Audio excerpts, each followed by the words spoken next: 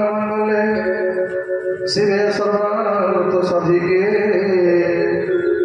शरण त्र्यंबके गौरी नारायणी नमस्तुते अपदापहृतारं दतरं सर्वसंपदा लोकाभिराम श्रीराम भूयो भूयो नमामि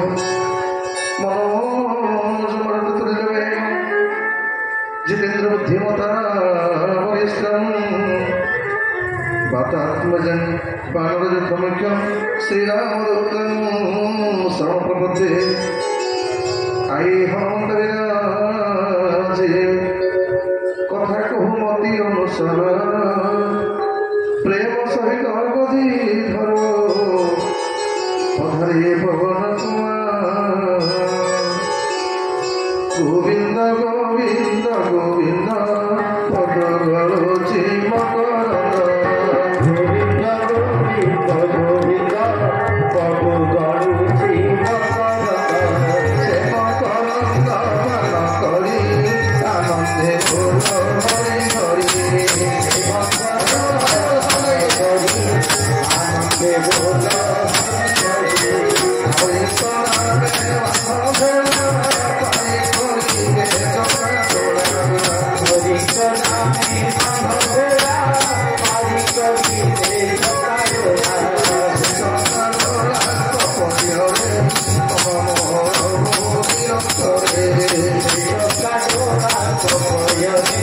आनंदे बोल हरि हरि आनंदे बोल हरि हरि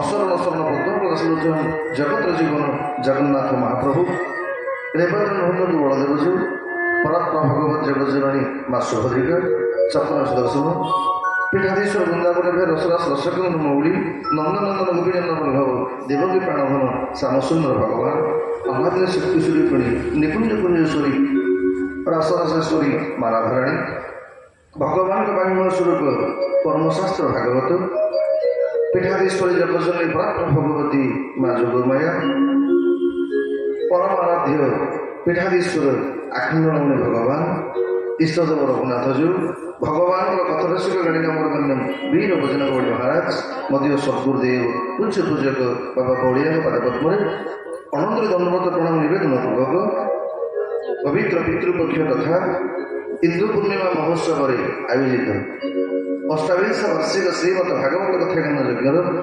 कर्णधर सुखशील श्री व्यासी महाराज धारकवृंद भागवत पाठ करुवा समस्त ब्राह्मण देवता आज सुसंध्यारे ये पवित्र कार्यक्रम को उद्घाटन कर आपण मान अति परिचित तथा पंडित मान भर अग्रगण्य प्रातःस्मरणीय पितृप्रतिम मणिनना तथा दंड प्रसाद भगवान पावन कथा को श्रवण करने मो सहित आज मंच परिचालना करुवा ओडिशार सुनामधन्य कथावाचक लब्ध प्रतिष्ठित युव प्रवचक पंडित प्रकाश कुमार बेहेरा महोदय वाद्यंत्र सहकर्ता मोर सहयोगी रवि भाईनाथ मुना भगवान भजन माध्यम भक्ति पुष्पांजलि अर्पण कर माँ कथा आम माँ समस्त कार्यक्रम को निजर यूट्यूब चैनल माध्यम प्रसार कर दायित्व नहीं दिव्य ज्योति यूट्यूब चैनल शंकर बाबू भगवान पावन कथा को श्रवण करने ये दरबार उपस्थित थे समस्त सज्जन वृंद भक्तिमती माँ मैंने ये पवित्र कार्यक्रम को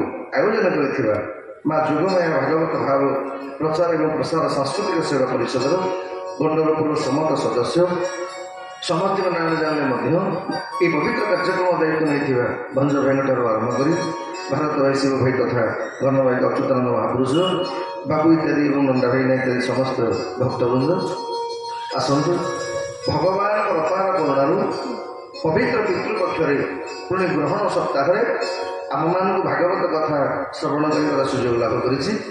ଆମେ ସମସ୍ତେ ଜାଣିଛେ ବର୍ଷକରେ ଏଇ 15 ଦିନ ଆମ ପିତୃପୁରୁଷମାନେ ମର୍ତ୍ତ୍ୟପୃଷ୍ଠକୁ ଆସନ୍ତି, ଧରାପୃଷ୍ଠକୁ ଆସନ୍ତି ଆମମାନଙ୍କର ଭଲ ମନ୍ଦ ବୁଝିବା ପାଇଁ।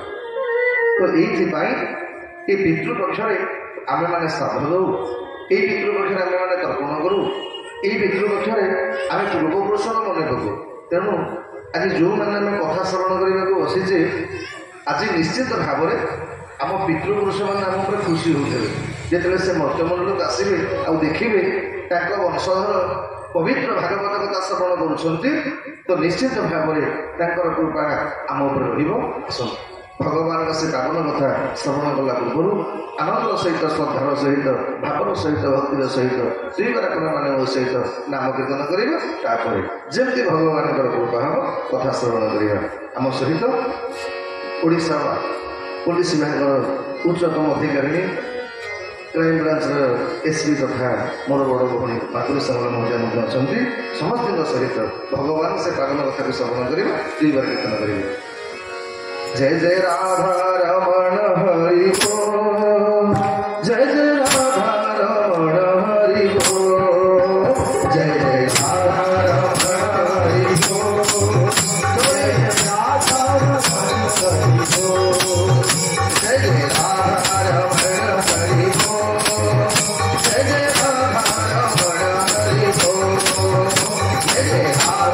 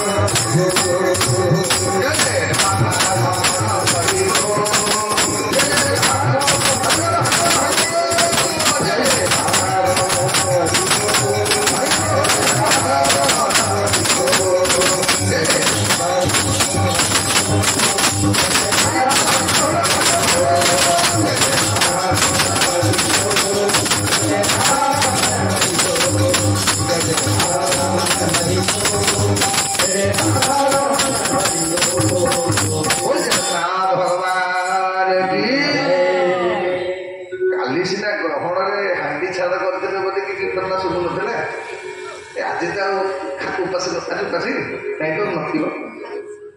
ଯେତେବେଳେ ଠାକୁର ସୁଯୋଗ ଦେଇଛନ୍ତି ଏ ସୁଯୋଗକୁ ହାତଛଡ଼ା କରିବା କଥା ନୁହଁ। ଗୋଟେ ଛୋଟିଆ କଥା,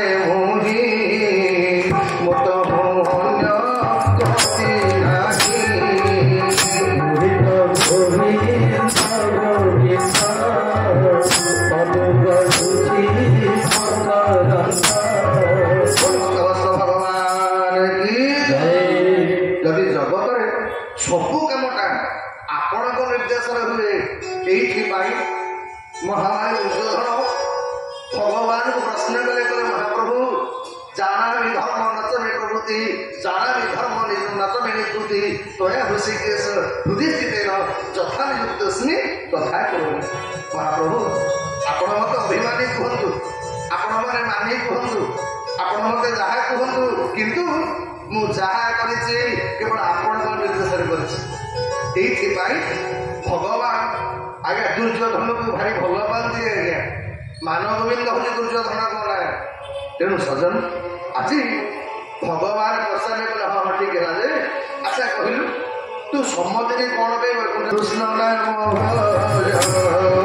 ରାମ ନାମ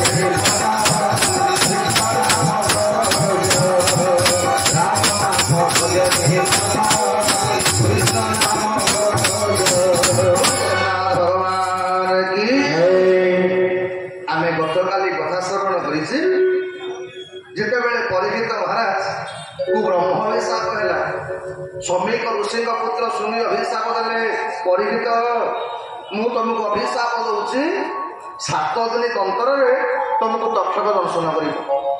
ଏ ସଜନ ଆମେମାନେ ଏଠି ଯେତେକ ବସିଛେ ଆମେମାନେ ବି ଜଣେ ଜଣେ ପରୀକ୍ଷିତ କାହିଁ କହିଲେ? ପରୀକ୍ଷିତ ଶବ୍ଦ ଅର୍ଥ କ'ଣ? ଆପଣ ଯେକୌଣସି ଭାଇ ଆଜ୍ଞା ଯେକୌଣସି ଗୋଟେ ଜିନିଷ କିଣିବେ ଗୋଟେ ଷ୍ଟାମ୍ପ ମରାଇଥିବ ଟେଷ୍ଟେଡ୍ ଆଣ୍ଡ ଓକେ, ଯାହା ଖୁସି ଲାଗେ। ଏମିତି ଟିକେ ବଡ଼ମାନେ ସିନା ବସିଲେ ଆମକୁ କହିବାକୁ ଭଲ ଲାଗିବ। ଆଉ ବଡ଼ ଭାଇଟା ଭାବୁଥିଲେ କଥାଟା ମୁଁ କେମିତି ଜାଣୁ। ତେଣୁ ଯେତେବେଳେ ଆଜ୍ଞା ସବୁ ଜିନିଷରେ ଯେମିତି ଲେଖା ହେଇଥାଏ ଟେଷ୍ଟେଡ୍ ଆଣ୍ଡ ଓକେ, ସେମିତି ଆମେମାନେ ଯେଉଁମାନେ ଏଠି ବସିଛେ ଆମେମାନେ ବି ଜଣେ ଜଣେ ପରୀକ୍ଷିତ କାହିଁ କହିଲେ? ଆଜ୍ଞା ପରୀକ୍ଷାରେ ପାସ୍ କଲା ପରେ 84 ଲକ୍ଷ ଜମି ବୁଲିଲା ପରେ ଆମକୁ ଏ ଦୁର୍ଲଭ ମଣିଷ ଜନ୍ମ ମିଳିଛି। ଆମେ ସମସ୍ତେ ପରୀକ୍ଷିତ। ପରୀକ୍ଷିତ ଅଭିଶାପ ପାଇଥିଲେ 7 ଦିନ ଭିତରେ ମରିବେ। ଆମମାନଙ୍କ ଜୀବନ ମଧ୍ୟ 7 ଦିନ କ'ଣ? ଯେତେକ ବଞ୍ଚିଛେ ମରିବାଟା 7 ଦିନ ଭିତରେ ନା, ରବିବାରରୁ ସୋମବାର ଭିତରେ ଆମମାନଙ୍କ ମରିବାଟା ଖାଏ। ପରୀକ୍ଷିତଙ୍କୁ ତକ୍ଷକ ଦର୍ଶନ କରିବ, ଆମକୁ କାଳ ଦର୍ଶନ କରିବ। କିନ୍ତୁ ଆମେମାନେ ପରୀକ୍ଷିତଙ୍କଠୁ ଏଇଥିପାଇଁ କାହିଁ କହିଲେ? ପରୀକ୍ଷିତ ତ ଜାଣିଥିଲେ ଯେ 7 ଦିନ ପୂର୍ବରୁ ତାଙ୍କର ମୃତ୍ୟୁ ହବନି। ପରୀକ୍ଷିତ କହିଲେ ଯାହା ହଉ ମତେ ଜଗତରେ ଏମିତି କୋଉ ଶକ୍ତି ନାହିଁ 7 ଦିନ ପୂର୍ବରୁ ମତେ ମାରିଦେବ। ତେଣୁ 7 ଦିନ ପର୍ଯ୍ୟନ୍ତ ମୋର ମରିବାର ନାହିଁ। ଆମର 7 ମିନିଟ୍ ଗ୍ୟାରେଣ୍ଟି ନାହିଁ। ତେଣୁ ଯେତେବେଳେ ପରୀକ୍ଷିତ ଖବର ପାଇଲେ 7 ଦିନ ଭିତରେ ମୋର ମୃତ୍ୟୁ ହବ, ସାଙ୍ଗେ ସାଙ୍ଗେ ପରୀକ୍ଷିତ ତାଙ୍କ ପୁଅ ଜନ୍ମେଜୟଙ୍କୁ ରାଜଗାଦିରେ ବସେଇଲେ, ନିଜେ ପଳେଇ ଆସିଲେ ଗଙ୍ଗା ନଦୀ କୂଳ। ଏ ସଜନ ମନେ ରଖିବେ, ଯୋଉ ପର୍ଯ୍ୟନ୍ତ ଆମେ ଗଙ୍ଗା ନଦୀ କୂଳକୁ ନ ଯାଇଛେ ଆମକୁ ଭଗବାନ ମିଳିବେନି। ଆଜ୍ଞା ଭଗବାନଙ୍କୁ ପାଇବାକୁ ହେଲେ ଗଙ୍ଗା କୂଳକୁ ଯିବାକୁ ପଡ଼ିବ। ଗଙ୍ଗା ଅର୍ଥ କ'ଣ?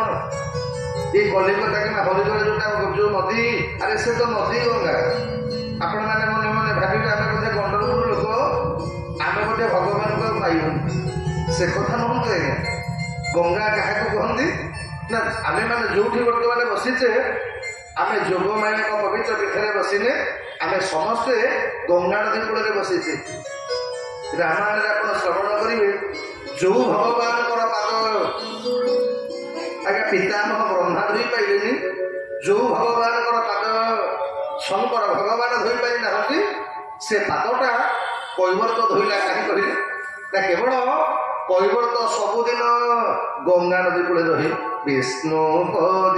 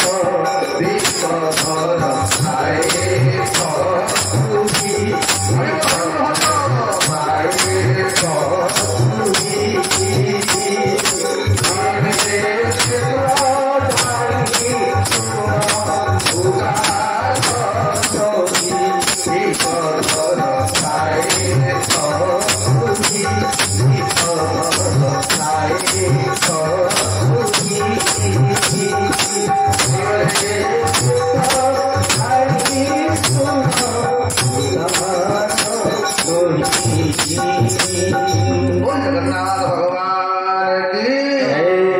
ଗଙ୍ଗା ହଉଛନ୍ତି କ'ଣ ନା ସତ ସ୍ୱୟଂ ରୂପକ ଗଙ୍ଗା, ଜ୍ଞାନ ରୂପକ ଗଙ୍ଗା, ଭକ୍ତି ରୂପକ ଗଙ୍ଗା। ଏ ଗଙ୍ଗା ନଦୀ କୂଳକୁ ନ ଆସିଲା ପର୍ଯ୍ୟନ୍ତ ଆମେ ଭଗବାନଙ୍କୁ ପାଇବା। ପରୀକ୍ଷିତ ମହାରାଜ ଯେତେବେଳେ ଜାଣିଲେ 7 ଦିନ ପରେ ତାଙ୍କୁ ତକ୍ଷକ ଦର୍ଶନ କରିବ, ରାଜ୍ୟ ପରିତ୍ୟାଗ କରିଦେଲେ। ପୁତ୍ର ଜନ୍ମେଜୟଙ୍କୁ ବସେଇଦେଲେ ଗାଧୋଇ ପରେ, ଆଉ ନିଜେ ପଳେଇ ଆସିଲେ ଗଙ୍ଗା ନଦୀ କୂଳକୁ। ପରୀକ୍ଷିତଙ୍କର ଅଭିଶାପ କଥାଟା ଶୁଣିଲା ପରେ ସମଗ୍ର ବିଶ୍ୱରେ ଆଜ୍ଞା ଯେତେ ଯୋଉଠି ସାଧୁ ସନ୍ଥ ମାନେ ଥିଲେ ସମସ୍ତେ ପହଞ୍ଚିଗଲେ ପରୀକ୍ଷିତଙ୍କ ପାଖରେ। 88,000 ଶିଷ୍ୟମାନେ ଋଷିମୁନି ବସିଛନ୍ତି। ପରୀକ୍ଷିତଙ୍କର ସମସ୍ତେ ଗୋଟିଏ ପ୍ରଶ୍ନ, ଏ ସନ୍ଥମାନେ ମୋର କେଡ଼େ ବଡ଼ ଭାଗ୍ୟ ଯେ ମୋ ଜୀବ ଗଲା ବେଳେ ମୁଁ ସନ୍ଥମାନଙ୍କୁ ଦର୍ଶନ କରିପାରୁଛି। ମୋ ଜୀବ ଗଲା ବେଳେ ସାଧୁ ସଙ୍ଗ ମତେ ପ୍ରାପ୍ତ ହେଇଛି। ଏ ସନ୍ଥ ମାନେ ମତେ ଗୋଟିଏ କଥା କହ, ଏ 7 ଦିନ ଭିତରେ କଣ ଭଗବାନଙ୍କୁ ପାଇ ହବ? ଅନେକ ସନ୍ଥ ମନା କଲେ, କଲେ ହେ ଭଗବାନଙ୍କୁ ପାଇବା ପାଇଁ ଯୁଗ ପରେ ଯୁଗ ପଳେଇଛି, ଭଗବାନ ମିଳୁଛନ୍ତି, ଆଉ 7 ଦିନ ଭିତରେ ଭଗବାନଙ୍କୁ ପାଇବ ଅସମ୍ଭବ। ଆଜ୍ଞା ଆଉ କିଛି ସନ୍ଥ କହିଲେ ଯେ ଭଗବାନଙ୍କୁ ପାଇବାର ମାର୍ଗ ଆମେ ଜାଣିଛୁ ନା କଣ? ନା ତପସ୍ୟା କଲେ ଭଗବାନ ମିଳେ। ଶୁକଦେବ ଗୋସ୍ୱାମୀ କଲେ ତପସ୍ୟା କଲେ ଭଗବାନ ମିଳିବେ। ପରୀକ୍ଷିତ ମହାରାଜ ପଚାରିଲେ, କଲେ ଆଚ୍ଛା ମୁଁ ଯଦି 7 ଦିନ ତପସ୍ୟା କରିବି ଭଗବାନ ମିଳିବେ ତ? ମନା କଲେ, କଲେ ହେ ଗ୍ୟାରେଣ୍ଟି ନାହିଁ। ଆଉ ଜଣେ କଲା ଶୁଣ, ତ୍ରେତୟା ଯୁଗରେ ଭଗବାନଙ୍କୁ ପାଇବା ପାଇଁ ରାଜା ଦଶରଥ ଯଜ୍ଞ କରିଥିଲେ। ଏ ପରୀକ୍ଷିତ ତମେ ଯଜ୍ଞ କର, ନା ଯଜ୍ଞ କଲେ ଭଗବାନ ମିଳିବେ ଏ ଗ୍ୟାରେଣ୍ଟି ମୋ ପାଖରେ ଅଛି? ସନ୍ଥ ମାନେ କଲେ ଗ୍ୟାରେଣ୍ଟି ନାହିଁ। ନା ଆଚ୍ଛା ଆଉ କିଛି ସନ୍ଥ କହିଲେ ଆପଣ ପୂଜା କରନ୍ତୁ ଭଗବାନଙ୍କୁ ପାଇବେ। ପରୀକ୍ଷିତ କଲେ ପୂଜା କଲେ ଭଗବାନ ମିଳିବେ, ଗ୍ୟାରେଣ୍ଟି ଦେଇପାରିବ ନା? ଗ୍ୟାରେଣ୍ଟି ଦେଇହବ। ଯେତେବେଳେ ସମସ୍ତେ ମନା କରିଦେଲେ, ନିରାଶ ଆଡ଼େ ଶୁଣୁଛନ୍ତି ଶୁକଦେବ ପରୀକ୍ଷିତ ମହାରାଜ, ଠିକ ଏତିକି ବେଳେ ସେ ସଭାରେ ପ୍ରବେଶ କଲେ ଶୁକଦେବ। ମାତ୍ର 16 ବର୍ଷ ବୟସ, ଉଲ୍ଲଗ୍ନ ଶରୀର, କେବଳ ଲୋକଲଜ୍ଜାକୁ ଢାଙ୍କିବା ପାଇଁ କଦଳୀ ପତ୍ର ଗୋଟେ ପିନ୍ଧିଛନ୍ତି, ଆଜାକୁ ଲମ୍ବିତ ବାହୁ। ଶୁକଦେବ ଗୋସ୍ୱାମୀ ପ୍ରବେଶ କଲେ, ବୋଲ ଶୁକଦେବ ଭଗବାନ କି। ଯେମିତି ଶୁକଦେବ ପ୍ରବେଶ କଲେ ସେ ସଭାରେ ଯେତେ ଲୋକ ବସିଥିଲେ, ଆଜ୍ଞା ଶୁକଦେବଙ୍କ ବାପା ବ୍ୟାସଦେବ, ବ୍ୟାସଙ୍କ ବାପା ପରାଶର, ପରାଶରଙ୍କ ବାପା ଶକ୍ତି, ଶକ୍ତିଙ୍କ ବାପା ବଶିଷ୍ଠ, ଆଜ୍ଞା ଯେତେ ଯିଏ ବସିଥିଲେ ସେ 16 ବର୍ଷ ବୟସ ବାଳକକୁ ଦେଖିଲା ପରେ ସମସ୍ତେ ଉଠିଲେ, ସମସ୍ତେ ପ୍ରଣାମ କଲେ। ଇଏ ଯେତେବେଳେ ସମସ୍ତେ ପ୍ରଣାମ କଲେ, ଶୁକଦେବ ଗୋସ୍ୱାମୀ ପଚାରିଲେ, ମାନେ ପରୀକ୍ଷିତ ପଚାରିଲେ, କହିଲେ ଇଏ କିଏ? ଗୋଟେ 16 ବର୍ଷର ପିଲାକୁ ସମସ୍ତେ କଣ ପ୍ରଣାମ କରୁଛନ୍ତି? ଆଜ୍ଞା ସମସ୍ତେ କହିଲେ, କହିଲେ ପରୀକ୍ଷିତ ଇଏ ହଉଛନ୍ତି ଭଗବାନ ଶଙ୍କରଙ୍କ ଅଂଶରେ ଅବତାର, ଇଏ ଶୁକଦେବ ଗୋସ୍ୱାମୀ। ଆଜ୍ଞା ପରୀକ୍ଷିତ ମଧ୍ୟ ସାଷ୍ଟାଙ୍ଗ ପ୍ରଣିପାତ କଲେ। ଯେମିତି ପ୍ରଣିପାତ କଲେ, ପରୀକ୍ଷିତଙ୍କର ପ୍ରଥମ ପ୍ରଶ୍ନ କହିଲେ, ଦେଖ ଜୀବ ଜୀବ କାଳେ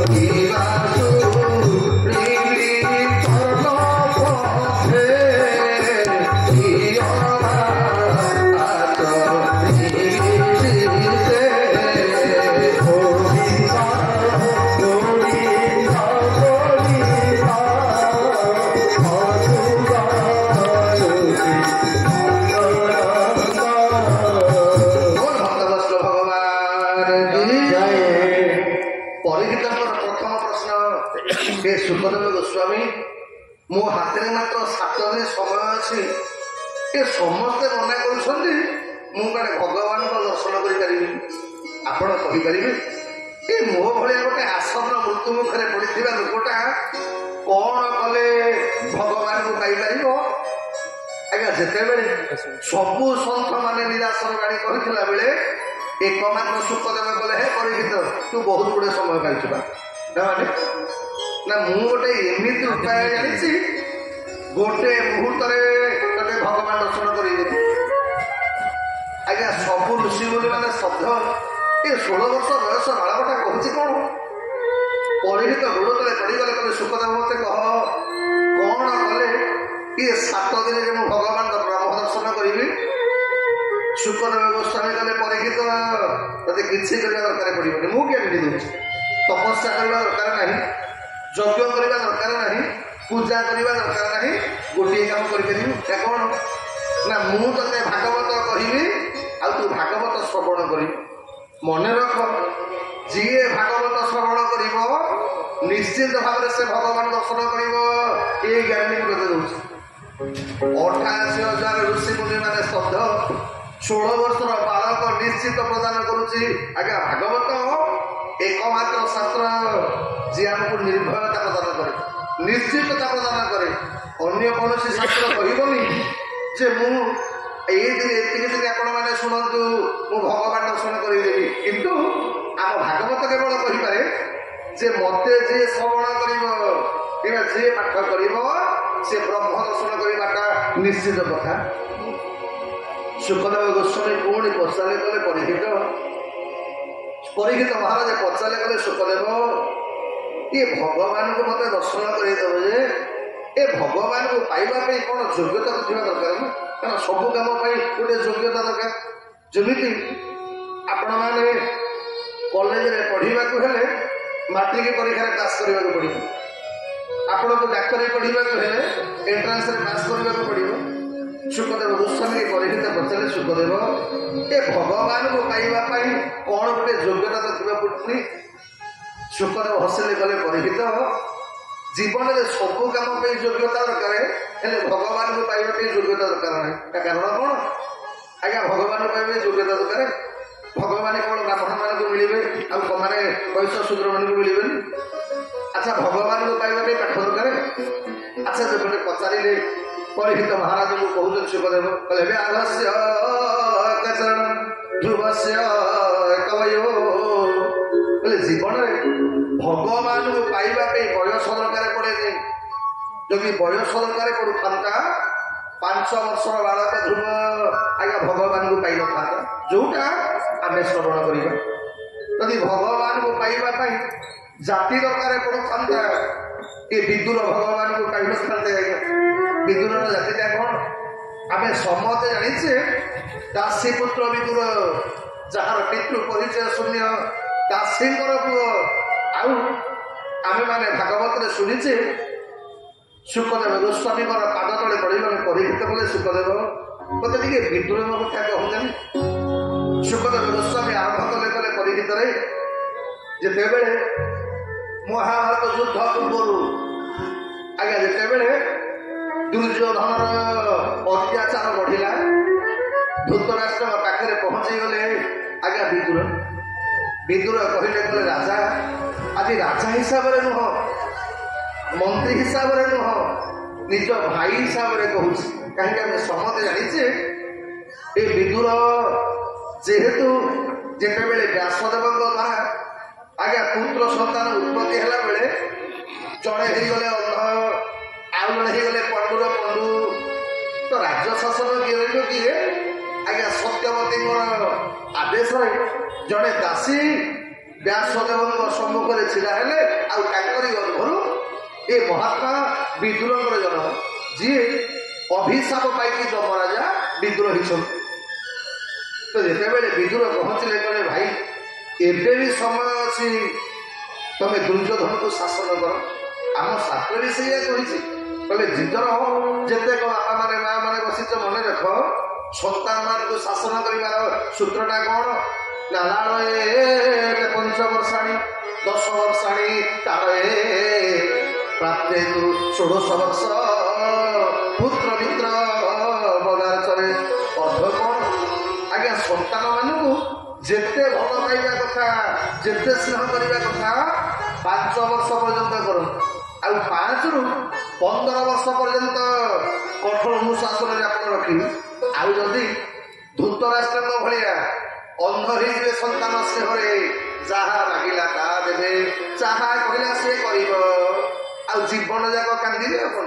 ତେଣୁ ଏଇଥିପାଇଁ ମହାଭାରତ ଶିକ୍ଷା ଦେଇଛି ଜୀବନରେ ସନ୍ତାନକୁ ଲାଳନ ପାଳନ କଲେ ଧୃତରାଷ୍ଟ୍ର ଭଳିଆ ଅନ୍ଧ ହୁଅ, ନହେଲେ ତମକୁ ଜୀବନ ଯାକ କାନ୍ଦିବ। ମନେକର ପିଲା କ'ଣ ମାଗୁଛି ତ ଆଜ୍ଞା ପିଲାକୁ ସେଇଟା ନ ମିଳିଲେ ପିଲା ଦିନେ କାନ୍ଦିବ, 2 ଦିନ କାନ୍ଦିବ, କିନ୍ତୁ ଯଦି ପିଲାକୁ ଠିକ ସଂସ୍କାର ନ ଦେଇଥବ ଆପଣ ଜୀବନ ଯାକ କାନ୍ଦିବେ। ତେଣୁ ଏଇଥିପାଇଁ ସଂସ୍କାରଟା ପାଇବାଟା ଜରୁରୀ। ପୁଅ ବଡ଼ ହେଇକି ଡାକ୍ତର ଇଞ୍ଜିନିୟର ହେଲା ବଡ଼ କଥା ନୁହଁ, କିନ୍ତୁ ଗୋଟେ ଭଲ ମଣିଷଟେ ହଉ, ତାହେଲେ ତମକୁ ଆଉ ବୃଦ୍ଧାଶ୍ରମ ଯିବା ଦରକାର ପଡ଼ିବନି, କି ବୁଢ଼ା ବେଳକୁ କାନ୍ଦିବା ଦରକାର ପଡ଼ିବନି। ତ ଆଜି ଧୃତରାଷ୍ଟ୍ରକୁ ବୁଝେଇଲେ ବିଦୁର କଲେ ଭାଇ ମନ୍ତ୍ରୀ ହିସାବରେ ନୁହଁ, ଭାଇ ହିସାବରେ କହୁଛି ଏବେ ବି ସମୟ ଅଛି, ଏଇଟା ବଂଶର କଳଙ୍କ, ଏଇଟା ତମ ବଂଶ ବୁଡେଇ ଦବ। ପାଣ୍ଡବ ମାନେ ସାମାନ୍ୟ ଭାବନି, ତମ ପୁଅ ପାଣ୍ଡବ ମାନଙ୍କୁ ମାରିବା ପାଇଁ ବିଷ ଲଡୁ ଦେଲା, ଚଉଗୃହରେ ପଡ଼ିଲା, ତଥାପି ପାଣ୍ଡବ ମାନେ ନୀରବ ଅଛନ୍ତି। ଭାଇ, ସରଳ ଲୋକମାନେ ସବୁ ସହିଯାଆନ୍ତି ବୋଲି ଆପଣ ଭାବିବେନି ତାଙ୍କ ଦୁର୍ବଳତା। ଯୋଉଦିନ ଏ ସରଳ ଲୋକମାନେ ମୁହଁ ଖୋଲିବେ ତମ ବଂଶ ବୁଡିଯିବ। ଏବେ ବି ସମୟ ଅଛି, ତମେ ବିଦା କରି ମାନେ ଦୁର୍ଯ୍ୟୋଧନକୁ କଠୋର ଦଣ୍ଡ ଦିଅ। ଧୃତରାଷ୍ଟ୍ର କହିଲେ ତଳେ ବିଦ୍ରୋହରେ କଣ କହିବି, ମୁଁ କଣ ଜାଣିପାରୁନି ମୋ ପୁଅଟା ବଦମାସୀ ହଉଛି ବୋଲି, କିନ୍ତୁ କରିବି କଣ କହିଲି। ସିଏ ଯେତେବେଳେ ମୋ ପାଖକୁ ଆସୁଛି ମୁଁ ସବୁ ଭୁଲି ଯାଉଛି, ତେଣୁ ମୁଁ କିଛି କହି। ଏତିକି ବେଳେ ଦୁର୍ଯ୍ୟୋଧନ ପ୍ରବେଶ କଲା। ଦୁର୍ଯ୍ୟୋଧନ କଲା, ହଇରେ ତୁ ଦାସୀ ପୁତ୍ର ମୋର ଖାଇବ, ମୋ ପାଣ୍ଡବଙ୍କର ଗାଇବ। କହିଲା, ଭୋଦାସୀ ପୁତ୍ର ମୋର ଘରେ ମନ ଘଷି ଚୁନା ପରେ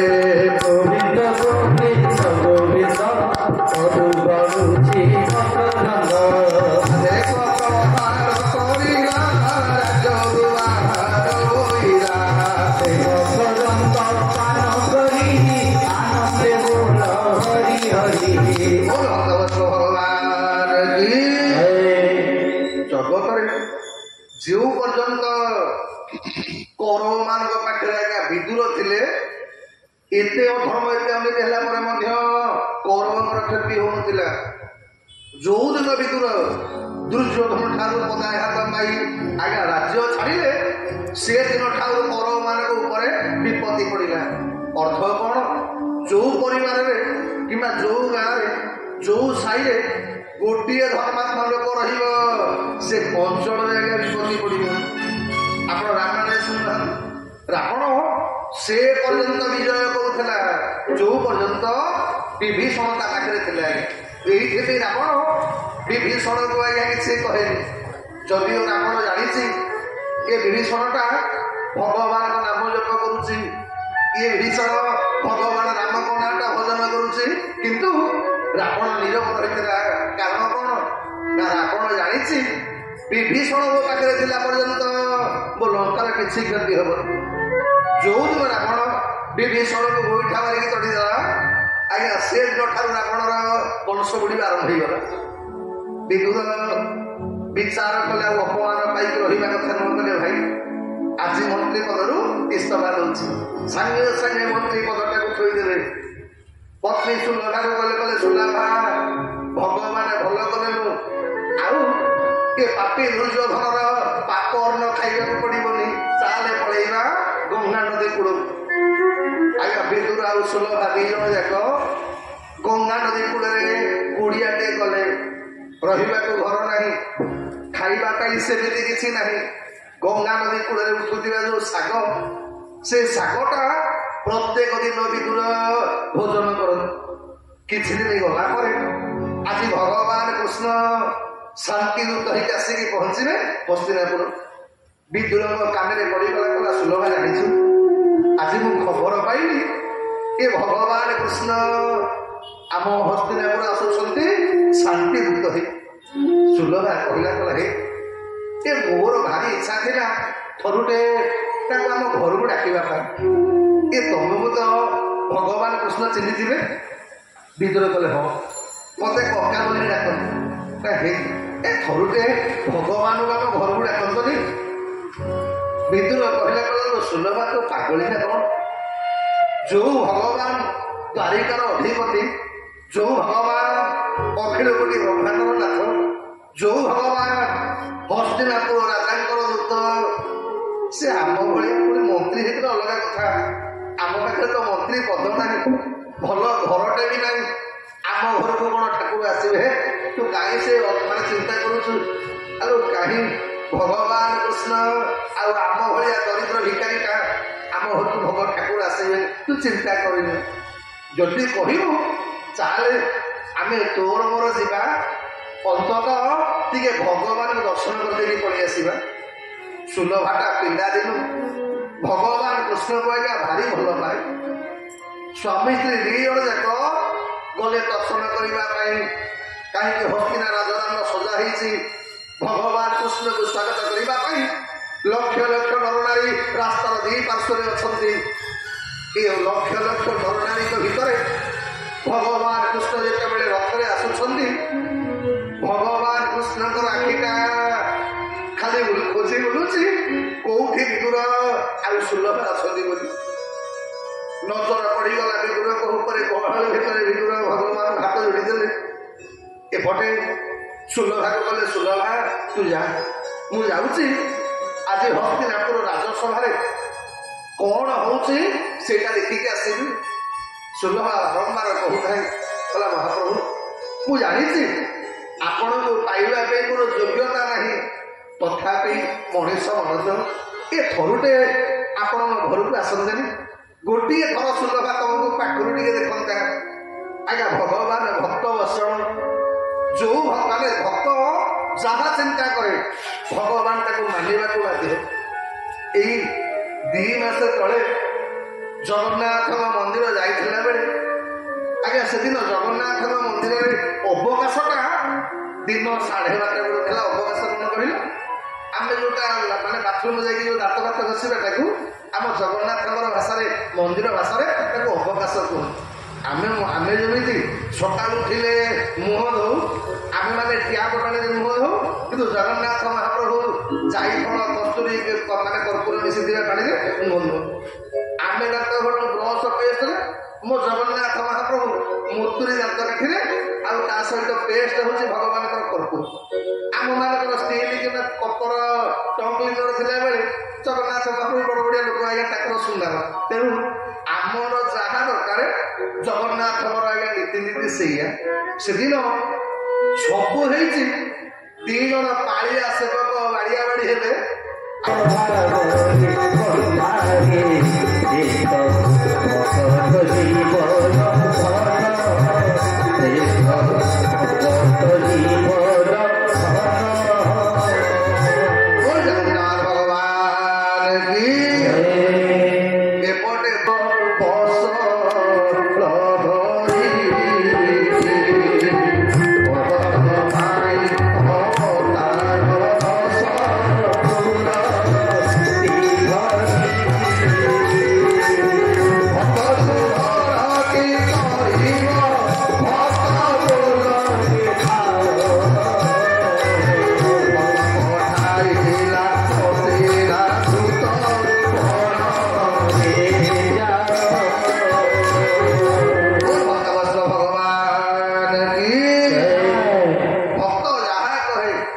ଏପଟେ ସୁଲଭା ଭଗବାନଙ୍କୁ ସ୍ୱାଗତ ମନେ ମନେ ଭାବିଲେ, କହିଲା ଠାକୁରେ ଏ ଥରୁଟେ ମୋ ଘରକୁ ଆସନ୍ତନି। ଆଜ୍ଞା ଭଗବାନଙ୍କୁ ପାଇବା ପାଇଁ ବିଦୁର ମନା କଲେ ମଧ୍ୟ ସୁଲଭାର ବିଶ୍ୱାସ ଅଛି ନିଶ୍ଚିତ ଠାକୁର ଆସିବେ। ଏଇଥିପାଇଁ ଗୋବର ପକେଇ ଆଜ୍ଞା ନିଜ କୋଡ଼ିଆଟାକୁ ଲିପୁଛି। ଆଉ ଭଗବାନ କୃଷ୍ଣ ପହଞ୍ଚିଗଲେ ଯେତେବେଳେ ଦୁର୍ଯ୍ୟୋଧନ ପାଖରେ, ଦୁର୍ଯ୍ୟୋଧନ ସ୍ୱାଗତ କରିବାରେ କୌଣସି ଅଭାବ ରଖିନି। ଭଗବାନଙ୍କୁ ଫୁଲ ପକେଇ ସ୍ୱାଗତ କଲା। ଭଗବାନ ବସିବାକୁ ଆସନ ଦେଲେ। ଆସନ ଦେଇ ସାରିଲା ପରେ ଦୁର୍ଯ୍ୟୋଧନ କହିଲା, ଗଲା ମାନେ ଭଗବାନ କହିଲେ, ଦୁର୍ଯ୍ୟୋଧନ ଆଜି ମୁଁ ଶାନ୍ତିଦୂତ ହିସାବରେ ଆସିଛି। ଏବେ ବି ସମୟ ଅଛି, ଯଦି ତମେ ପାଣ୍ଡବ ମାନଙ୍କୁ ମାତ୍ର 5 ଖଣ୍ଡ ଗାଁ ଦେଇଦିଅ, ମହାଭାରତ ଯୁଦ୍ଧଟା ବନ୍ଦ କରିଦେବ। ଦୁର୍ଯ୍ୟୋଧନ କହିଲା, ଗଲା 5 ପଡ଼ା ଦୂର, 5ଟା ଗାଁ ଦୂର କଥା, 5 ସାଇ ଦୂର କଥା, ଝୁଂସି ଅଗ୍ରରେ ଗୋଟେ ଅଗ୍ରଣୀ ଜମି ମୁଁ ଦେବି ବିନା ଯୁଦ୍ଧରେ। ଭଗବାନ ବସିଲେ, କହିଲେ ହେ ଦୁର୍ଯ୍ୟୋଧନ, ଯୁଦ୍ଧ ହେଲେ କଣ କ୍ଷତି ହବ এইটা বলে তুমি জানিও। আজ্ঞা মানিলানি সে দুর্যোধন ভগবানଙ୍କର କଥା କଟାକଟି ହେଇଗଲା। ଏପରିକି ଭଗବାନଙ୍କୁ ବାନ୍ଧିବା ପାଇଁ ଦୁର୍ଯ୍ୟୋଧନ ଯେତେବେଳେ ଚେଷ୍ଟା କଲେ, ଧୃତରାଷ୍ଟ୍ର କହିଲେ, କଲେ ଦୁର୍ଯ୍ୟୋଧନ କଣ କରୁଛୁ, ଜାଣିଛୁ ପରିଣାମ କଣ ହବ ତ? ଦୁର୍ଯ୍ୟୋଧନ ଆଜ୍ଞା ରାଗ ସମ୍ବରଣ କଲା, ପ୍ରଭୁ ଟିକେ ପ୍ରଥମରୁ ରାଗି ତ ରାଗିଗଲି, ହଉ ଯାହା ତ ହେଇଛି ହେଇଛି, ଆପଣ ଆମ ଭାଇମାନଙ୍କ ଭିତରେ ପଶନ୍ତୁନି, ଆପଣ ଆସନ୍ତୁ, ଆଜି ମୋ ମା ଗାନ୍ଧାରୀ ଆପଣଙ୍କ ପାଇଁ 56 ଭାଗ ବ୍ୟବସ୍ଥା କରିଛି, ଏଇଠି ଆପଣ ଭୋଜନ କରିବେ। ଭଗବାନ ମନା କଲେ, କହିଲେ ଦୁର୍ଯ୍ୟୋଧନ ମୁଁ ଆଜି ତମ ଘରେ ଭୋଜନ କରିବି ନା, କାହିଁକି ଏତେ ବାଟରୁ ଆପଣ ଆସିଲେଣି, ଭୋକ ଲାଗିବନି ଆପଣଙ୍କୁ? ଆରେ ବଢିଆ ସୁନ୍ଦର କରି ମା ମୋର 60ଟା ରୋଷେଇଆ ଲଗେଇଛି, 56 ଭୋଗ ତିଆରି ହେଇଛି। କାହିଁକି? ଦୁର୍ଯ୍ୟୋଧନ ଜାଣିଲା କଣ ଇଏ ଭଗବାନ ମୋର ଭାରି ଖାଦ୍ୟ ପ୍ରିୟ, କାଳେ ଖାଇବା ପିଇବା ଦେଇଦେଲେ ଭଗବାନ ମୋ ସପକ୍ଷରେ ହେଇଯିବେ। ଦୁର୍ଯ୍ୟୋଧନ କହିଲା, ଭଗବାନ କହିଲେ ବୁଝିଲୁ ଦୁର୍ଯ୍ୟୋଧନ, ଖାଇବାଟା ଦିଟା ଜାଗାରେ ହୁଏ। ଗୋଟେ ହଉଛି କଣ ନା ଭୋକ ଲାଗୁଥବ, ଆପଣ ଆଗମଚ ବିଚାର କରିବେନି, ଯାହା ପାଇବେ ଖାଇବେ, ପ୍ରଚଣ୍ଡ ଭୋକ ହଉଥିବ, ଆପଣ ଦେଖିବେନି ଇଏ କୋଉ ଘର କଣ ଖାଇବେ। ଆଉ 2 ନମ୍ବର କଣ, ମନେକର ଆପଣଙ୍କୁ ଭୋକ ନଥବ କିନ୍ତୁ ଦେବା ଲୋକଟା ଏମିତି ଆପଣଙ୍କୁ ସ୍ନେହରେ ଦବ, ଆପଣ ଇଚ୍ଛା ନଥିଲେ ମଧ୍ୟ ତୀର୍ଥର ଖାଇବେ। ମନେ ଲୋକଟା ଏତେ ଭାବ କଲାଣି ଆଉ ଖାଇବାନି କେବେ। ତେଣୁ ସେଇ ନ୍ୟାୟରେ ଆଜି ଭଗବାନ କହିଲେ ବିଗ୍ରହ କହିଲେ ଦୁର୍ଯ୍ୟୋଧନ ନା ମତେ ଭୋକ ଲାଗୁଛି ନା ତୋର ଦବାର ସ୍ନେହ ଅଛି, ଏଇଥିପାଇଁ ତମ ଘରେ ଆଜି ଭୋଜନ କରିହବ। ଆଜ୍ଞା ଦ୍ରୋଣାଚାର୍ଯ୍ୟ କହିଲେ ପ୍ରଭୁ ଯଦି ଆପଣ ଦୁର୍ଯ୍ୟୋଧନ ପାଖରେ ନ ଖାଇବେ ମୁଁ ବ୍ରାହ୍ମଣ ଚାଲନ୍ତୁ ମୋ ଘରେ ଭୋଜନ କରିବି। ଭଗବାନ କହିଲେ ଆଜି ମୁଁ କାହା ଘରେ ଭୋଜନ କରିବିନି, ଆଜିର ଭୋଜନଟା ମୁଁ ଜଣକ ଘରେ ସ୍ଥିର କରିଦେଇଛି। ଦୁର୍ଯ୍ୟୋଧନ ହସିଲା କଲା ହୋଇଉ ହସ୍ତିନାପୁରରେ ଏମିତି କିଏ ସେ ଅଛି ଯିଏ ଆପଣଙ୍କୁ ଖାଇବାକୁ ଦେବ ଆଜି? ଭଗବାନ କହିଲେ ହସ୍ତିନାପୁରରେ ବିଦୁର ମତେ ନିମନ୍ତ୍ରଣ ଦେଇଛନ୍ତି, ଆଜି ଖାଇବାଟା ତାଙ୍କରି ଘରେ। ଏପଟେ ବିଦୁର ସ୍ୱାମୀ କହିଲେ ଭାଇ ମୁଁ ତ ନିମନ୍ତ୍ରଣ ଦେଇନି, ଇଏ ଏତେ ବଡ ସଭାରେ କଣ ମୋ ନାଟା କହିଲେଣି, ମୋ ଘରେ ତ ଖାଇବାକୁ ନଥିବ, ମୁଁ ତ ରାତି ପାଇଲେ ଗଙ୍ଗା ନଦୀ କୂଳରୁ ଶାଗ ସିଝେଇକିରି ଖାଉଛି, ପହଞ୍ଚିଯିବ ଯଦି ମୁଁ ତାକୁ ଖାଇବାକୁ ଦେବି କଣ? ତରବରରେ ବିଦୁର ଦୌଡ଼ି ଗଲେ ବଜାରକୁ କିଛି ସରଳ ବଣି ଆଣିବା ପାଇଁ।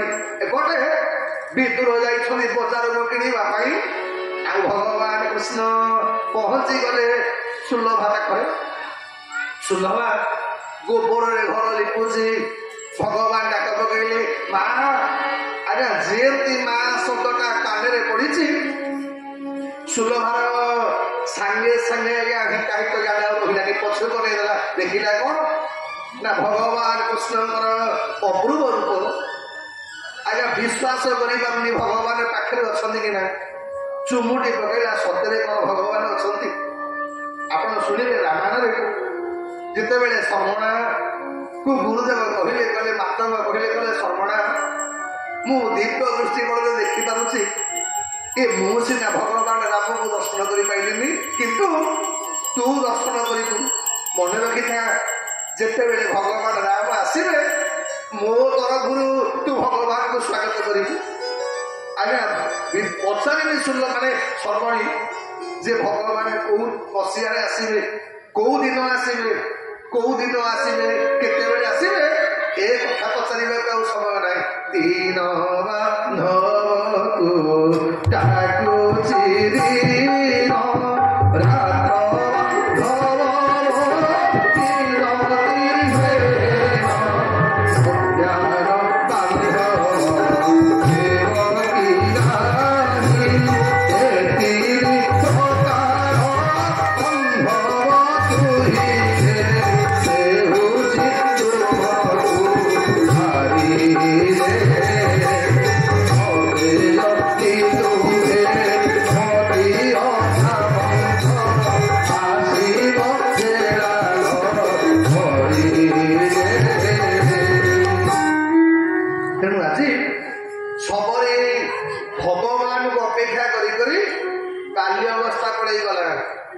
ଯୌବନ ପଳେଇଗଲା, କୈଶୋର ଅବସ୍ଥା ପଳେଇଗଲା, ଆଖିକି ଭଲ ଦେଖାଯାଉନି, କାନକୁ ଆଉ ଭଲ ଶୁଭୁନି। ସବରୀ ଅପେକ୍ଷା କରିକି ବସିଛି ଭଗବାନ କୋଉ ଦିନ ଆସିବେ। ଯେତେ ଇଏ କଲେ ଠାକୁର ଆସିବେନି। ଆଜ୍ଞା ସବରୀର ଗୋଟିଏ ଜିଦି, ମୋ ଗୁରୁ କହିଛନ୍ତି ଅର୍ଥ ଭଗବାନ ନିଶ୍ଚିନ୍ତ ଆସିବେ। ଆଉ ଭଗବାନ ଯେମିତି ସବରୀ ପାଖରେ ପହଞ୍ଚିଲି, ଆଜି ସୁଲଭାର ଅବସ୍ଥା ସେଇଆ। ଭଗବାନଙ୍କୁ ତତ୍କ୍ଷଣାତ ପାଇଗଲା ପରେ କୋଉଠି ବସେଇବ, କଣ ଖାଇବାକୁ ଦବ? ଆଜ୍ଞା ଯୋଉ ମାସ ମାନେ ପାଣିରେ ଘର ପୋଛୁଥିଲା, ଆଜ୍ଞା ସେଇ ପାଣିରେ ଭଗବାନଙ୍କ ପାଦ ଧୋଇଦେଲା। ଗୋଟେ ପାଦ ଧୋଇଛି, ଆଉ ଗୋଟେ ପାଦ ଧୋଇବାକୁ ଇଚ୍ଛା ମନେ ନାହିଁ। ବସିବା ପାଇଁ ଭଲ ଆସନଟେ ବି ନାହିଁ। କଣ କହିବ? ସବରୀ ପାଦ ତଳେ ପଡିଗଲେ ସୁଲଭା କହିଲେ ମହାପ୍ରଭୁ ଟିକେ ଖବର ଦେଇକି ଆସିଲେ ହେଇନଥାନ୍ତା। ମୁଁ ଟିକେ ପ୍ରସ୍ତୁତି ହେଇଥାନ୍ତି, କଣ ବସେଇବେ କଣ କରିବେ, ଘର ଯାକ ପାଗଳି ଭଳିଆ ବୁଲୁଛି। ଭଗବାନ କହିଲେ ମା ମୁଁ ବସିବା ପାଇଁ ଆସିନି, ଆପଣଙ୍କ ଘରୁ ଖାଇବା ପାଇଁ ହେଇଛି। ମତେ ଭୋକ ହେଲାଣି। ଭୋକ ଶବ୍ଦଟା ଯେମିତି କାନରେ ପଡିଗଲା ଶବରୀର ମାନେ ସୁଲଭା ଦୌଡ଼ିଗଲା, କହିଲା କେଡ଼େ ବଡ଼ ଭାଗ୍ୟ ମୋର, ଜଗତର ଠାକୁର ଆଜି ମୁଁ ତାଙ୍କୁ ଖାଇବାକୁ ଦେବି। ଘର ଭିତରେ କହିଲା ସାଲେ ଟିକେ ନାକୁ ବସ। ଘର ଯାକ ବୁଲିକିରି ପଳେଇ ଆସିଲା। ଏମିତି ସେଦିନ ଖୁଦ ମଣି କାଟେ ଘରେ କାହିଁ ନାହିଁ। 10 ମିନିଟ୍ ପରେ ସୁଲଭା ଆସିଲେ, ଭଗବାନଙ୍କ ପାଖରେ ହାତ ଯୋଡ଼ିଲେ, କହିଲେ ପ୍ରଭୁ ସବୁଦିନ କିଛି ନା କିଛି ଥାଏ, ଆଜି ଏମିତି ମୋର ଦୁର୍ଭାଗ୍ୟ, ଆପଣଙ୍କୁ ଖାଇବାକୁ ଦେବା ପାଇଁ ମୋ ଘରେ କିଛି ନାହିଁ। ବୋଧେ ଆପଣଙ୍କ କାକା ଆସୁଥିବେ, ତେଣୁ ଆପଣ ଟିକେ ଅପେକ୍ଷା କରନ୍ତୁ, ଆପଣଙ୍କ କାକା ଆସିଲେ ମୁଁ ଆପଣଙ୍କୁ ଖାଇବାକୁ ଦେବି। ଭଗବାନଙ୍କ ମାୟା ଧର ପେଟ ଧରି ବସିଲେ, କି ଭୋକ ଇଏ ସମାଳି ହଉନି, ମୁଁ ଯାଇଥିଲି କେତେବେଳୁ ଆସିଲି ଦ୍ୱାରିକାରୁ, ପ୍ରଚଣ୍ଡ ଭୋକ ମା, କାହା ଘରେ ମୁଁ ପାଣି ପିଇନି, କେବଳ ଆପଣଙ୍କ ହାତରୁ ଖାଇବା ପାଇଁ। ଭଗବାନଙ୍କୁ ଭୋକ ଲାଗୁଛି ଶୁଣିଲା ପରେ ସୁଲଭା ମୁଣ୍ଡ ପିଟି ଦେଲା, କଲା ଦେଖୁଛ କେଡ଼େ ବଡ଼ ଦୁର୍ଭାଗ୍ୟ ମୋର, ମୁଁ ଭଗବାନଙ୍କୁ ଖାଇବାକୁ ଦେଇପାରୁନି। ଏତିକି ବେଳେ ଆଜ୍ଞା ପୁଣି ସୁଲଭା ଦୌଡ଼ିଗଲା ଘର ପଛପଟକୁ। ନଜର ପଡ଼ିଗଲା ବାରିପଟେ ଲଗେଇଥିବା ଗଙ୍ଗା ନଦୀ କୂଳରେ କଦଳୀ ଗଛରେ, ଗୋଟିଏ କଦଳୀ ଗଛରେ ପାଚିଲି କଦଳୀଟା ଟିକେ ଜଷ୍ଟ ପାଚି ଆସୁଛି, କଦଳୀ କାଠିଟା ପଡ଼ିଛି। ସୁଲଭା କହିଲା, କହିଲା ସାଥୀ ଯଦି କହିବ ଗୋଟେ ଦର ପାଚିଲା କଦଳୀ କାନ୍ଧିଟେ ଅଛି, ଆଣିକି ଆଣିବି। ଭଗବାନ କଲେ ଆଉ ଆଗ ପଛ କିଛି ନାହିଁ। ଭୋକ ଲାଗିଲା ବେଳେ କଞ୍ଚା ଆମ୍ବ ବି ମିଠା ଲାଗିବ, ତୁ କାହିଁକି ଗଲେ। ଆଜ୍ଞା ସୁଲଭା ଭଗବାନଙ୍କ ପାଇଁ କଦଳୀ କାନ୍ଧିଟାକୁ ନେଇ ଆସିଲେ, କଦଳୀ ପତ୍ରଟେ ପକେଇ ଦେଲେ, ଆଗରେ ଭଗବାନ ବସିଛନ୍ତି। ସୁଲଭା କହିଲା ସାଥେ ଜାଣିଛ, ପ୍ରଥମ ଥର ପାଇଁ ଆଜି ମତେ ଗୋଟେ ନୂଆ ଜନ୍ମ ମିଳିଯାଇଛି। ଭଗବାନ କଲେ ମାନେ ନା ଆଜି ହଉଛି ମୋ ଜନ୍ମଦିନ। ନା ଜନ୍ମଦିନ ନା କଥା କଣ କି, ମତେ କିଏ ମନ୍ତ୍ରୀ ଆଣି ଡାକେ, କିଏ ସୁଲଭା ବୋଲିକି ଡାକେ, କିନ୍ତୁ ପ୍ରଥମ ଥର ପାଇଁ ଆଜି ଆପଣଙ୍କ ଠାରୁ ମା ଶବ୍ଦ ଶୁଣିଛି। ଏଇଟା ହଉଛି ନୂଆ ଜନ୍ମ। କାହିଁକି ନା ମୋର ସନ୍ତାନ ନାହିଁ ତ, ଏଇଥିପାଇଁ ମତେ ମା ବୋଲି କେହି ଡାକି ନଥିଲେ। ପ୍ରଥମ ଥର ପାଇଁ ଆପଣ ମତେ ମା ଡାକିଛନ୍ତି। ମୋର ଟିକେ ଭାରି ଇଚ୍ଛା ଯେ ପିଲାଦିନେ ମୁଁ ଯେତେବେଳେ ଛୋଟ ପିଲାମାନଙ୍କୁ ଦେଖେ, ମୁଁ ସବୁବେଳେ ଭାବେ ମୋର ଯଦି ଗୋଟେ ସନ୍ତାନ ଥାନ୍ତା, ମୁଁ ବି ତାକୁ ଟିକେ ହାତରେ ଖାଇବାକୁ ଦିଅନ୍ତି, ମୁଁ ବି ତାକୁ ଟିକେ ଚନ୍ଦନ ଦେଖେଇକି ବୁଲାନ୍ତି। କିନ୍ତୁ ଏଡ଼େ ବଡ଼ ଦୁର୍ଭାଗ୍ୟ ମୋର, ଆମର ତ ପିଲାପିଲି ହେଲେନି। ମୁଁ ଏଇଥିପାଇଁ ଆଜି ପର୍ଯ୍ୟନ୍ତ କାହାକୁ ଖୁଆଇ ଦେଇନି। ଆଉ ଜଗତରେ ଖୁଆଇ ଦେବାର ଯୋଉ ଆନନ୍ଦଟା ମାଆକୁ ମିଳେ, ସେ ଆନନ୍ଦଟା ମତେ ଏପର୍ଯ୍ୟନ୍ତ ମିଳିନି। ପ୍ରଥମ ଥର ପାଇଁ ଆପଣଙ୍କ ଠାରୁ ମା ଶବ୍ଦଟା ଶୁଣିଲି ତ ଭାରି ଇଚ୍ଛା ହଉଛି ଆପଣଙ୍କୁ ଖୁଆଇ ଦେବା ପାଇଁ, ଗୋଟେ ଥର ଖୁଆଇ ଦେବି। ଭଗବାନ କହିଲେ ମା ଯଶୋଦା ମାର କୋଳ ଛାଡ଼ିଲା ପରେ ଆଉ ଖୁଆଇ ଦେବାଟା ମୋ ଭାଗ୍ୟରେ ମିଳିନି। ବହୁତ ଦିନ ପରେ ତମେ ମନେ ପକେଇ ଦେଲ, ନା ଖୁଆଇ ଦିଅ। ଆଜ୍ଞା ଯେମିତି ଛୋଟ ପିଲା ଭଳି ଭଗବାନ ମୁହଁ ପାଟି କରିଦେଲେ। ସୁଲଭା କଦଳୀ କଣ ଦବ, ଏମିତି ପ୍ରେମ ରସ ହେଇଗଲା, କଦଳୀଟା ଛଡେଇ ଦେଲା। ଗୋଟା ଗୋଟା କଦଳୀ ସବୁ ଧରିଛି, ଚୋପାଟି ଭଗବାନଙ୍କ ପାଟିକି ବଢଉଛି। ଆଉ ଭଗବାନ ବି ବହୁତ ଆନନ୍ଦରେ, ବଢିଆ ଲାଗୁଛି କଦଳୀ। ଏଇଟା ବୋଧେ ଦେଶୀ କଦଳୀ ନା କଣ, କେମିକାଲ ଦିଆ ହେଇକି କାକାଟି ଦିଆହେଇକି ବଢିଆ ମିଠା ଲାଗୁଛି, ମିଠା ଲାଗୁଛି, ମିଠା ଲାଗୁଛି କହି ଅଧ କାନ୍ଧିଏ କଦଳୀ ଚୋପା ସଫା ହେଇ ସାରିଲା। ଏପଟେ ବିଦୁର ଦୌଡ଼ି ଦୌଡ଼ିକି ଆଇଲେ, କହିଲେ ସୁଲଭା ଏ ଶୁଣୁଛୁ, ଆଜି ଭଗବାନ ଆମ ଘରକୁ ଆସିବେ ବା। ସୁଲଭା ହସିଲା, କହିଲା ଆସିବେ କଣ, ଅଧଘଣ୍ଟେ ହେଲାଣି ଆସି ସାଇଲେଣି। ଆଜ୍ଞା ପ୍ରଭୁ ସୁଲଭା ବିଦୁର ଚଳିଗଲା, ନୁହେଁ ଆମ ଘର ତ କିଛି ନଥିଲା, ତୁ କଣ ଖାଇବାକୁ ଦେଲୁ। ସୁଲଭା କହିଲା, କହିଲା ଖାଇବ କଣ, ଏବେ ଖାଇବ ଇଛନ୍ତି। ନଜର ପଡିଗଲା ବିଦୁରର, କଦଳୀ ସବୁ ଥୁଆ ହେଇଛି, ଚୋପା ଗୋଟେ ହେଲେ ନାହିଁ ପାଖରେ। ଢୋକି ଗୋଟେ ଚାପୁଡା ପକେଇଲା, କହିଲା ହେ ତୁ ଅଲକ୍ଷଣୀ କଣ କରିଛୁ, ଦେଖିଛୁ କଣ କରିଛୁ। ସେତେବେଳେ ସୁଲଭାର ଚେତା ପଶିଲା, କହିଲା ହେ ମୁଁ କଦଳୀ ବଦଳରେ କଦଳୀ ଚୋପା ଖାଇବାକୁ ଦଉଥିଲି। ସୁଲଭା ପଚାରିଲା, କହିଲା ସାଥୀ ଏ ମୁଁ ସିନା ପାଗଳି ହେଇଗଲି, ମୁଁ ଜାଣିପାରିଲିନି କୋଉଟା କଦଳୀ ଚୋପା। ଏ ଆପଣ ତ ବୁଝି କହିପାରିଥାନ୍ତେ। ଏ ମୁଁ ଆପଣଙ୍କୁ କଦଳୀ ଚୋପା ଯଦି ପେଟ କଣ ହବନି, ଆପଣଙ୍କ ଦେହ ଖରାପ ହବ। ଭଗବାନ କହିଲେ ମା ଆଜି ବହୁ ଦିନ ପରେ ମତେ ଲାଗିଲା ମୋ ଯଶୋମତୀ ମା ମତେ ସରଳ କରି ଦଉଛି ଖାଇବା ପାଇଁ। ସେ ତ ସବରି ଅଇଁଠା ଖିଆରେ, ସେ ତ ସବରି ଅଇଁଠା ଖିଆ, ସେ ତ ସବରି ଅଇଁଠା ଖିଆରେ, ସେ ତ ସବରି ଅଇଁଠା ଖିଆ। ମିছে ବୋଲାଇଛି ପତିତ ପାବନ, ମିছে ବୋଲାଇଛି ପତିତ ପାବନ, ଏଡ଼ିକି ସେବା ତିହାରେ, ସବରି ଅଇଁଠା ଖିଆ, ସେ ତ ସବରି ଅଇଁଠା ଖିଆରେ, ସେ ତ ସବରି ଅଇଁଠା ଖିଆ।